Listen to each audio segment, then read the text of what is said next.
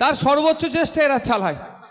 আমি ভেবে পাচ্ছি না এটাই এই প্রোগ্রামকে নিয়েও বারে রক্তদান ভাঙড়ে রক্তদান মহোৎসবকেও নিয়েও অনেক ডিস্টার্ব এখনো চলছে।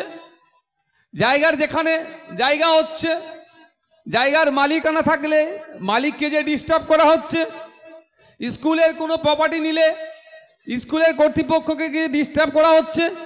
আমি ভেবে পাই না, আমরা সকলে বলি আমরা সমাজ সেবা করতে এসেছি, রাষ্ট্র সেবা করতে এসেছি, রাষ্ট্রবাসীর সেবা করতে এসেছি, তাহলে একটা দল যদি রক্তদান শিবির করে সেখানে অন্যজন ডিস্টার্ব করছে কেন?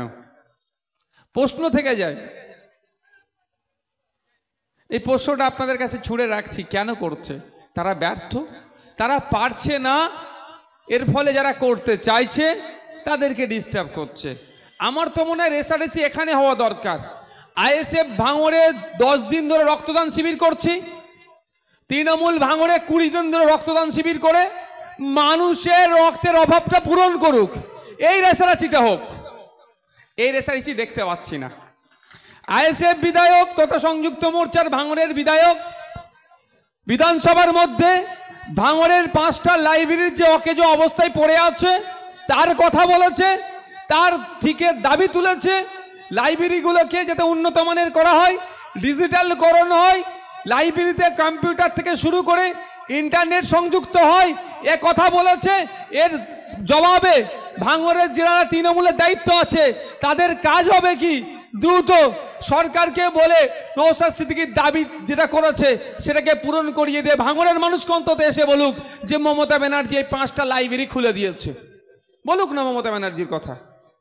আমিও বলবো এরকম জায়গায় দাঁড়িয়ে, হ্যাঁ বিধানসভায় আমি ভাঙড়বাসীর জন্য দাবি করেছিলাম যে ভাঙড় যে জনসংখ্যা আছে তার অনুপাতে ভাঙড়ের শিক্ষা প্রতিষ্ঠান নাই, আবার যে শিক্ষা প্রতিষ্ঠানগুলো আছে তার অনুপাতে ছাত্র আর শিক্ষকের রেশিও মেনটেন হচ্ছে না, এই দাবি তুলেছিলাম।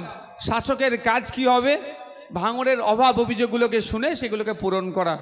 সেগুলো পূরণ করা তো দূরের কথা, উল্টে কিভাবে বন্ধ করা যায় তাতে তারা লেগে আছে, সেই কুচক্রান্ত তারা করছে। আজকের এই মঞ্চে যারা উপস্থিত আছেন অনেকে বক্তব্য দিয়েছেন, প্রত্যেককে আমি ধন্যবাদ জানাই। সাথে সাথে এটা জানিয়ে রাখি, আজকে এই অঞ্চলে যারা নেতৃত্বকে অভিনন্দন জানাই। সাথী বন্ধুরা, এবার আপনারা যারা অধিক আগ্রহের জন্য বসে আছেন, দীর্ঘ 1 সপ্তাহ ব্যাপী যে সমস্ত আমাদের হাতিশালা 6 ল্যান্ড ব্যবতা 1, 2 যারা অক্লান্ত পরিশ্রম করে এই রক্তদান মহোৎসবের আয়োজন করেছেন, সেই তাদেরই পক্ষ থেকে আমাদের অত্যন্ত আমাদের সুনাম ধন্য, মানে আমাদের নয়নের মণি, আমাদের কাঙ্ক্ষিত মানুষ, সেই মনের মানুষ পিরজাদা নওশাদ সিদ্দিকী ভাঙড় বিধায়ক, তিনি গুরুত্বপূর্ণ রক্তদান মহোৎসবের কথা বলবেন। আমরা তাকে সুস্বাগতম জানাই। সকলে একটু করতালি হাততালির মধ্য দিয়ে অভিনন্দন জানাই। ধন্যবাদ।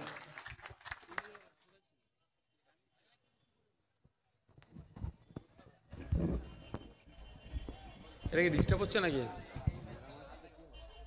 কোনটা? এটা কি বলছে দেখো তো, কোন মাইকটা দিতে? ওটা দাও তাহলে।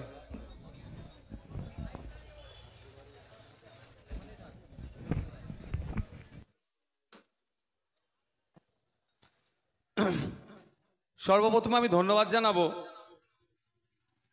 ইন্ডিয়ান সেকুলার ফ্রন্ট ব্যবতা 1 ও 2 নম্বর অঞ্চল কমিটিদের, যাদের প্রচেষ্টায় আজকে এই রক্তদান মহোৎসবের সূচনা হয়েছে হাতিশালা 6 লেনে। যাদের প্রচেষ্টায় রক্তের যখন হাহাকার দেখা দিচ্ছে, রক্তের ক্রাইসিস দেখা দিচ্ছে, থ্যালাসেমিয়া রোগী থেকে শুরু করে মুমূর্ষ রোগী যাদের প্রতিনিয়ত রক্তের প্রয়োজন হয়, তারা ঠিকঠাক পাচ্ছে না, সেই সময় যাদের প্রচেষ্টায় কিঞ্চিত হলেও সহযোগিতা করতে পারছে, সেই আমাদের আইএসএফের যারা নেতৃত্ব আছেন প্রত্যেককে আমি ধন্যবাদ জানাই। তার আগে সাথে সাথে আমি ধন্যবাদ জানাই আজকের এই রক্তদান শিবিরে যারা এসেছেন, যারা রক্ত দিয়ে সৌজন্যতার বার্তা দিচ্ছেন, সৌহার্দ্যের পরিবেশ তৈরি করছেন, ঐক্যের পরিবেশ তৈরি করছেন, ঐক্যের বার্তা দিচ্ছেন, অর্থাৎ যে রক্তদাতারা এসেছেন তাদেরকে আমি ধন্যবাদ জানাই। আরও ধন্যবাদ জানাই দর্শকের আসনে বসে থাকা, দাঁড়িয়ে থাকা যে সমস্ত শ্রোতাগান আছেন, যাদের প্রচেষ্টায়, যাদের উপস্থিতিতে আজকে এই প্রোগ্রাম সাফল্যের উচ্চ শিখরে পৌঁছাতে সক্ষম হয়েছে, আপনাদেরকেও আমি ধন্যবাদ জানাই।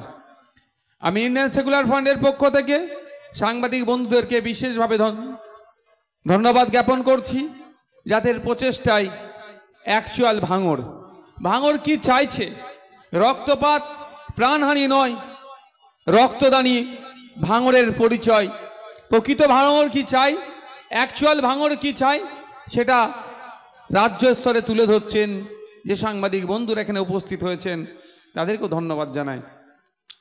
পরিশেষে যাদেরকে আমরা সব সময় মানে মন্দিরের ঘণ্টা হিসেবে ব্যবহার করি,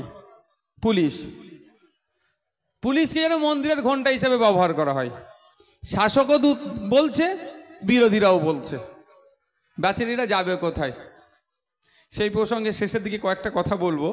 তা প্রশাসন বন্ধুদেরকেও ধন্যবাদ জানাই, তাদের উপস্থিতিতে, তাদের সহযোগিতাতে আজকের এই রক্তদান মহোৎসবের সূচনা হয়েছে এবং শান্তিপূর্ণভাবে সমাপ্ত হবে এই আশাও করব।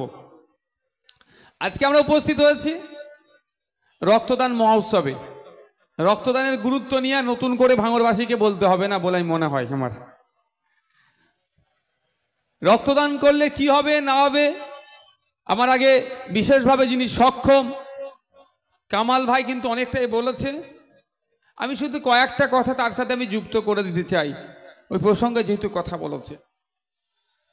আমি তার আগে বলি, আমি একটা জিনিস ভেবে পাই না, রক্তদান শিবিরকে নিয়েও রাজনীতিকরণ কেন হয়?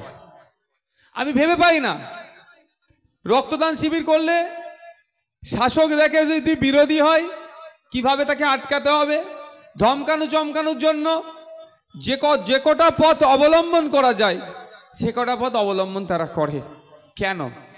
সে শাসকেরই কারো যখন কখনো রক্তের প্রয়োজন হয়ে পড়ে, তখন কিন্তু তারা যখন রক্তে খোঁজে যে আমার পরিবারের কারো রক্তের দরকার, তারা একবারের জন্য গিয়ে বলে না যে আমি তৃণমূল, আমাকে তৃণমূলেরই রক্ত দাও, আমি তৃণমূল, আমাকে আইএসএফ এর রক্ত দিলে নেব না, এ কথা কিন্তু বলে না। কিন্তু আইএসএফ বা অন্য কেউ যদি রক্তদান শিবির করে, সেটাকে কিভাবে ভুলণ্ডিত করা যায় তার সর্বোচ্চ চেষ্টা এরা চালায়। শামীম, তার সর্বোচ্চ চেষ্টা এরা চালায়। আমি ভেবে পাচ্ছি না